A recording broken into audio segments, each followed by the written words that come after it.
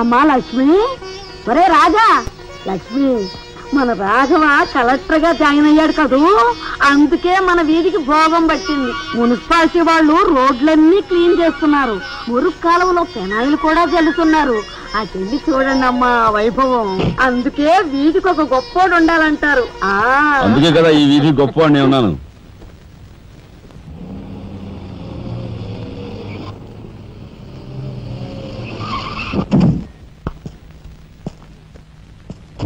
నమస్కారం సార్.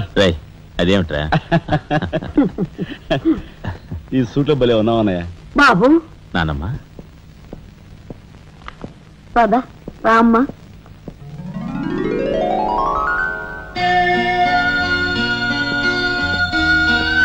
బాబు వదిన, నీ సర్వస్వం మా కుటుంబం కోసం ధారపోసావు. అటువంటి నువ్వు సౌభాగ్యం కోల్పోవడం మా దురదృష్టం.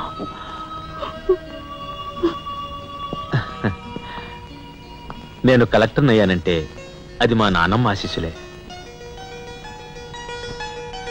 నూరేళ్లు చల్లగా ఉండండి. నాదే ఉందరా రాఘవ, ఆ సమయానికి చిన్నాడు ఆదుకోబట్టి ఈరోజు మనకి ఈ భోగం పట్టింది.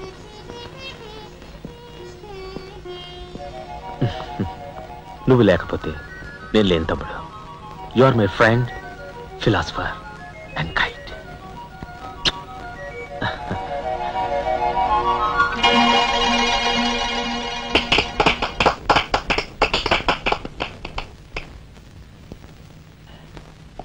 నానమ్మ, నాకు బంగ్లా అలాట్ చేశారు. మనమంతా ఈ రోజే ఆ బంగ్లాకు వెళ్తున్నాం. మన గ్యాంగ్ అంతా ఆ బంగ్లాకి ఎందుకు అన్నయ్య? చూడు రాజా, నేను ఐఏఎస్ పాస్ అయింది మనం వేరు వేరు కాపురాలు పెట్టడానికి కాదు. మీరందరూ అక్కడ రాకపోతే నాకు ఆ కలెక్టర్ గిరి అక్కర్లేదు. అంత మాట అనుకురా రాఘవ.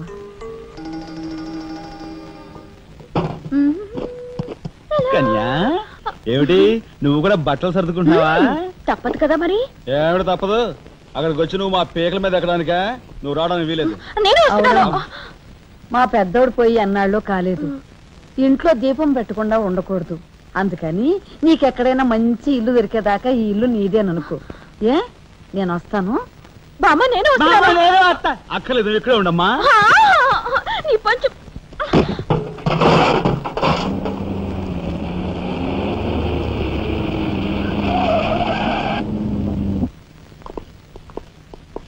రానమ్మా రా.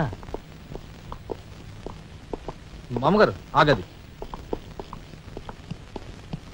రావాడు. కమాన్ రా.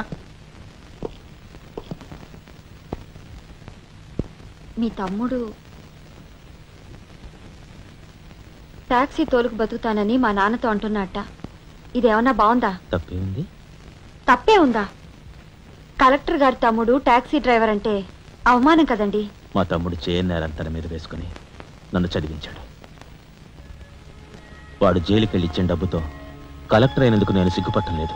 అది విని నీకు సిగ్గనిపించలేదు. వాళ్ళ మీద వీళ్ళ మీద ఆధారపడకుండా వాడు టాక్సీ తోలుకుంటానంటుంటే నీకెందుకు సిగ్గనిపిస్తుందో నాకు అర్థం కావటం లేదు. నేను సిగ్గుపడే మాటలు ఇంకెప్పుడూ మాట్లాడుకో.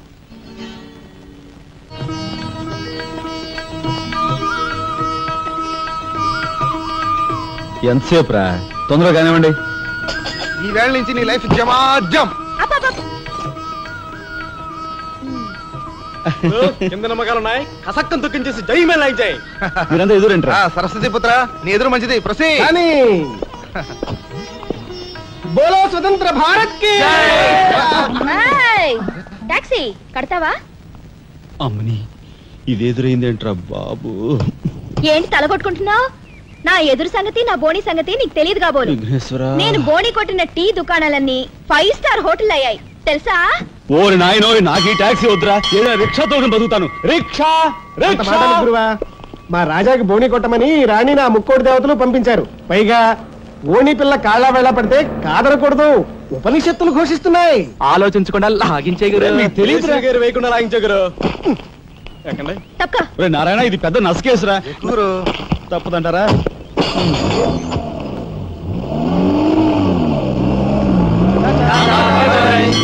మనిద్దరం జీవితంలో కలిసి ప్రయాణం చేయాలని దేవుడు రాసి పెట్టాడు. తప్పుతుందా? ఏమన్నావు? టాక్సీలో. అంతే కదా. అబ్బా అబ్బా అబ్బా సరిగ్గా చూస్తోలు కొత్త డ్రైవర్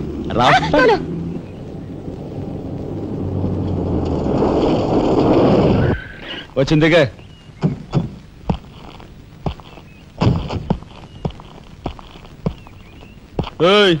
ట్యాక్సీ డబ్బు ఎవరు ఇస్తారు అనుకున్నావు?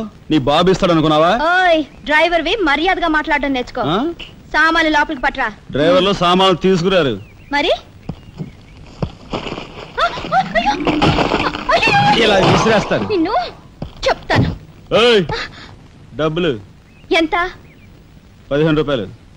ఇవాళ రేపు బ్యాంక్ సెలవు, ఎల్లుండ్రా. బ్యాంకా? నీ బ్యాంక్ ఎక్కడుందో నాకు బాగా తెలుసు.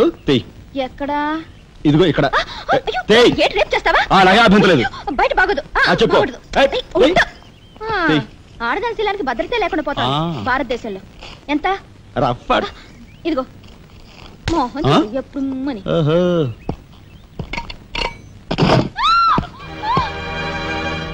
ఒంటరిగా దొరికితే వదిలిపెడతాను అనుకున్నావా? అది మాత్రం జరగదు. దొరక్క కన్ని పిల్ల దొరికితే వదిలిపెడతానా? ఇయ్యాల వదిలిపెట్టను. అటు ఇటు చేస్తాను. కుమారి కుమారి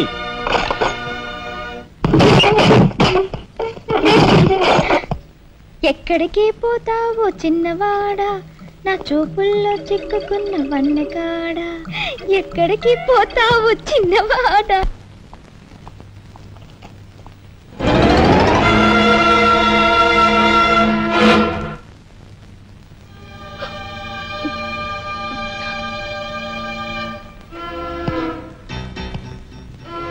ఈ ఫోటో అక్కడి నుంచి ఎందుకు తీసావు? హాల్ అందంగా ఉండాలని. అందంగా ఉండాల్సింది హాలు కాదు, మనుషుల మనసులు. ఇదిగో చూడు, నా సంగతి నీకు పూర్తిగా తెలిసినట్లేదు. మర్యాదగా ఫోటో తీసుకెళ్ళి అక్కడ తగిలించు. 10 మంది వచ్చిపోయే ఇంట్లో దిష్టి బొమ్మలా ఈ చెత్త ఫోటో ఎందుకు? మా వదిని పిల్లల్ని చిన్నచూపు చూస్తూ అడుగున అవమానాలు పాలు చేస్తున్నా. దానైనా క్షమితేవో కానీ చనిపోయిన వాళ్ళు అవమానిస్తే మొత్తం నీ ప్రాణాలు. ఏం చేస్తావు? ఏమని చేస్తాను? రాజా,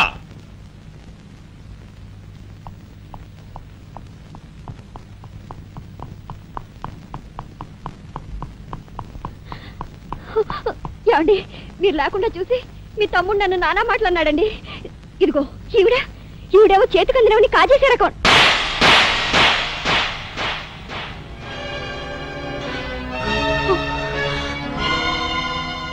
నువ్వు నాకు భార్య మాత్రమే.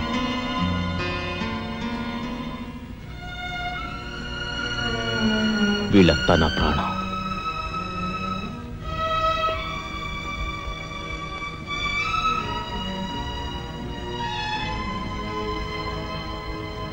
మర్యాదగా ఈ ఫోటో అక్కడ తగిలించకపోతే మా తమ్ముడు చేస్తానన్న పని నేను చేసి చూపిస్తాను. ఈ ఫోటో అక్కడ పెట్టు.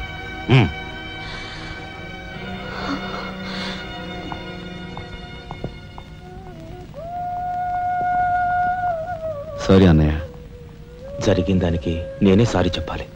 డాడీ, ఆయన వాళ్ళ నుండి దూరం చేయడానికి తెచ్చిపెట్టానన్నావు. ఇలా నేను చంపదెబ్బలు తింటానుకా? వాళ్ళంతా సెంటిమెంటల్ ఫూల్స్. మీ ఆయన్ని వాళ్ళ దగ్గర నుంచి వేరు చేయడం నీ వల్ల కాని పని అని నాకు ఇప్పుడే కదా అర్థమైంది. అదేమిటో డాడీ, ఆయన నా మాట విన్నట్టే కనిపిస్తారు, మరు నిమిషంలోనే మారిపోతారు. సెంటిమెంట్ లో ఉన్న వీక్నెస్ ఏదమ్మా. ఓ పని చెయ్యి, ఆ విషయం ఈ పోలీస్ బుర్రకు వదిలేసాయి. వాళ్ళ సంగతి నేను చూస్తాను. రాజమండ్రి వీడియో హోమ్ వాళ్ళు మీరు హోమ్ మినిస్టర్ అయిన సందర్భంగా మీకు సన్మానం ఏర్పాటు చేశారండి. ఎవడికి కావాలా బోడి సన్మానం? ఘనంగా నేను అక్కడికి వెడితే చింపులుగా ఓ చాలువా కప్పి నెత్తిన ఒక కద్దర టోపీ ఎడతారు. కలిసి వచ్చే కట్టిప్పు. ఇది సెంట్రల్ జైల్లో ఉన్న ఒక అతను ఫిరోల్ కోసం పెట్టుకున్న పిటిషన్ అండి. ఈ లండా సోరీ పేరోలు ఇవ్వడం మనకెందుకయ్యా? ఆ మధ్యన బెజవాడ కుర్రాడికి ఇచ్చిన పీకల మీదకి తెచ్చుకున్నా కదా. 1 లక్ష అన్నాడు సార్. ఎంత? 1 లక్ష అండి.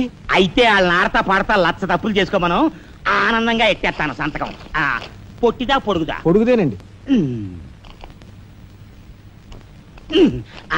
మూడో కట్టిప్పు. ఎవరో రఘురామ్ అనే ఒకడిని ఏకాంబరం కనకాంబరం కలిసి మన లోకల్ ఎస్పీ అండ్తో మర్డర్ చేస్తూ ఉండగా ఎవడో ఫోటోలు తీశాడండి. పిటిషన్ తో పాటు ఫోటోలు కూడా పంపాడండి. ఎవడో కోన్ కిస్క గొట్టం ఏకాంబరం. ఏకాంబరం? అవునండి. మా ఏకాంబరం? అవునండి. అమ్మని కట్టెట్టయ్యి